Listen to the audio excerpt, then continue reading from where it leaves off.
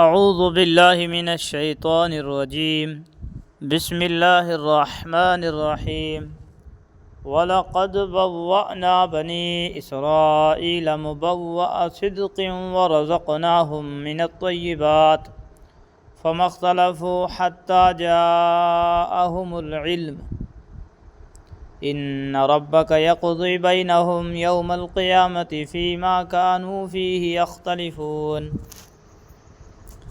اور ہم نے بنو اسرائیل کو ایسی جگہ بسایا جو صحیح معنی میں بسنے کے لائق جگہ تھی، اور ان کو پاکیزہ چیزوں کا رزق بخشا۔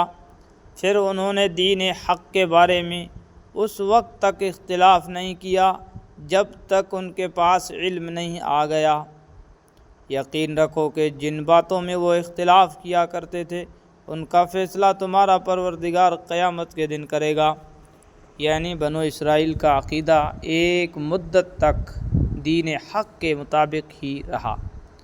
تورات اور انجیل میں آخری نبی صلی اللہ علیہ وسلم کی تشریف آوری کی جو خبر دی گئی تھی اس کے مطابق وہ یہ بھی مانتے تھے کہ آخر میں نبی آخر الزماں صلی اللہ علیہ وسلم تشریف لانے والے ہیں۔ لیکن جب آسمانی کتابوں میں مذکور نشانیوں کے ذریعے یہ علم آ گیا کہ وہ نبی حضرت محمد صلی اللہ علیہ وسلم ہیں تو اس وقت انہوں نے دین حق سے اختلاف شروع کر دیا۔ فَإِن كُنْتَ فِي شَكٍّ مِّمَّا أَنزَلْنَا إِلَيْكَ فَاسْأَلِ الَّذِينَ يَقْرَؤُونَ الْكِتَابَ مِن قَبْلِكَ لَقَدْ جَاءَكَ الْحَقُّ مِن رَّبِّكَ فَلَا تَكُونَنَّ مِنَ الْمُمْتَرِينَ۔ پھر اے پیغمبر اگر بالفرض محال تمہیں اس کلام میں ذرا بھی شک ہو جو ہم نے تم پر نازل کیا ہے تو ان لوگوں سے پوچھو جو تم سے پہلے آسمانی کتاب پڑھتے ہیں۔ یقین رکھو کہ تمہارے پاس تمہارے پروردگار کی طرف سے حق ہی آیا ہے، لہٰذا تم کبھی بھی شک کرنے والوں میں شامل نہ ہونا۔ اس آیت میں اگرچہ بظاہر خطاب حضرت صلی اللہ علیہ وسلم کو ہے، لیکن یہ بات بالکل واضح ہے کہ آپ کو قرآن کریم کی سچائی میں کوئی شک ہو ہی نہیں سکتا، اس لیے در حقیقت سنانا دوسروں کو مقصود ہے۔ جب آپ کو یہ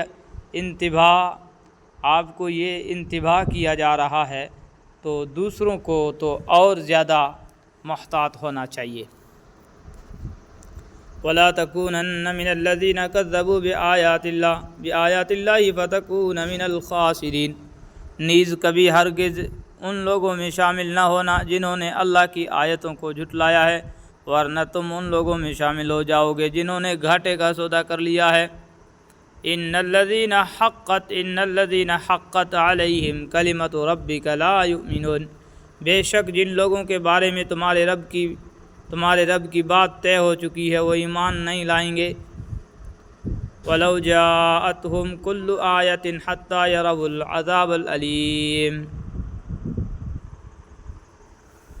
وَلَوْ جَاءَتْهُمْ كُلُّ آیَةٍ حَتَّى يَرَوُا الْعَذَابَ الْأَلِيمَ۔ چاہے ہر قسم کی نشانی ان کے سامنے آ جائے، یہاں تک کہ وہ دردناک عذاب آنکھوں سے نہ دیکھ لیں۔ فَلَوْلَا كَانَتْ قَرْيَةٌ آمَنَتْ فَنَفَعَهَا إِيمَانُهَا إِلَّا قَوْمَ يُونُسَ لَمَّا آمَنُوا كَشَفْنَا عَنْهُمْ عَذَابَ الْخِزْيِ فِي الْحَيَاةِ الدُّنْيَا وَمَتَّعْنَاهُمْ إِلَىٰ حِينٍ۔ بھلا کوئی بستی ایسی کیوں نہ ہوئی کہ ایسے وقت ایمان لے آتی کہ اس کا ایمان اسے فائدہ پہنچا سکتا۔ البتہ صرف یونس کی قوم کے لوگ ایسے تھے، جب وہ ایمان لے آئے تو ہم نے دنیاوی زندگی میں رسوائی کا عذاب ان سے اٹھا لیا اور ان کو ایک مدت تک زندگی کا لطف اٹھانے دیا۔ پچھلی آیتوں میں یہ حقیقت بیان فرمائی گئی تھی کہ کسی انسان کے لیے ایمان لانا اسی وقت کارآمد ہوتا ہے جب وہ موت سے پہلے اور عذاب الہی کا مشاہدہ کرنے سے پہلے ایمان لائے۔ جب عذاب آ جاتا ہے تو اس وقت ایمان لانا کارآمد نہیں ہوتا۔ اس اصول کے مطابق اللہ تعالیٰ فرما رہے ہیں کہ پچھلی جتنی قوموں پر عذاب آیا ان سب کا حال یہ تھا کہ وہ عذاب کو دیکھنے سے پہلے ایمان نہیں لائے، اس لیے عذاب کا شکار ہوئے۔ البتہ ایک یونس علیہ السلام کی قوم ایسی تھی کہ وہ عذاب کے نازل ہونے سے ذرا پہلے ایمان لے آئی تھی، اس لیے اس کا ایمان منظور کر لیا گیا اور اس کی وجہ سے اس پر آنے والا عذاب ہٹا لیا گیا۔ حضرت یونس علیہ السلام کا واقعہ یہ ہوا تھا کہ جب وہ اپنی قوم کو عذاب کی پیشن گوئی کر کے بستی سے چلتے گئے تو ان کی قوم کو ایسی علامتیں نظر آئی جن سے انہیں حضرت یونس علیہ السلام کے انتباہ کے سچے ہونے کا یقین ہو گیا، چنانچہ وہ عذاب کے آنے سے پہلے ہی ایمان لے آئے۔ حضرت یونس علیہ السلام کے واقعے کی پوری تفصیل انشاءاللہ سورہ صافات میں آئے گی۔ ان کے واقعے کا مختصر ذکر سورہ انبیاء اور سورہ قلم میں بھی آیا ہے۔ وَلَوْ شَاءَ رَبُّكَ لَآمَنَ مَنْ فِي الْأَرْضِ كُلُّهُمْ جَمِيعًا أَفَأَنْتَ تُكْرِهُ النَّاسَ حَتَّى يَكُونُوا مُؤْمِنِينَ، اور اگر اللہ چاہتا تو روئے زمین پر بسنے والے سب کے سب ایمان لے آتے، تو کیا تم لوگوں پر زبردستی کرو گے تاکہ وہ سب مومن بن جائیں؟ یعنی اللہ تعالیٰ زبردستی سب کو مومن بنا سکتا تھا، لیکن چونکہ دنیا کے دارالامتحان میں ہر شخص سے مطالبہ یہ ہے کہ وہ اپنی آزاد مرضی اور اختیار سے ایمان لائے، اس لیے کسی کو زبردستی مسلمان کرنا نہ اللہ تعالیٰ کا طریقہ ہے نہ کسی اور کے لیے جائز ہے۔